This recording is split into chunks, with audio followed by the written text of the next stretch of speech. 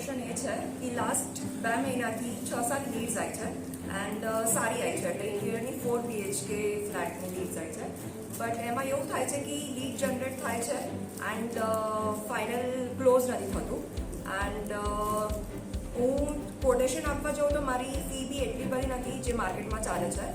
હું લો પ્રાઇસમાં જ આપું છું, એવી રીતે સ્ટીલ ક્લોઝ નથી થતું. એન્ડ મેં એ પ્રોજેક્ટ પર ઓલમોસ્ટ એ પ્રોજેક્ટ એવો હતો કે મેં મહિના સુધી કામ આપ્યું છે એમને, કે પ્રપોઝલ હોય કે ગમે તે, એન્ડ એન્ડમાં એ ક્લોઝ નથી થયું. તો એટલે મેઇન ક્વેશ્ચન એ છે કે શું કરવું જોઈએ એના માટે. સૌથી પહેલાં તો હું એમ કહીશ કે હું લો કોસ્ટમાં કામ કરું ને એ બોલવાનું છોડી દેવાનું. કોઈ બી કસ્ટમર આવે ને એમ જ કહેવાનું કે હું સૌથી કોસ્ટલી છું કે મારું કામ બોલે છે.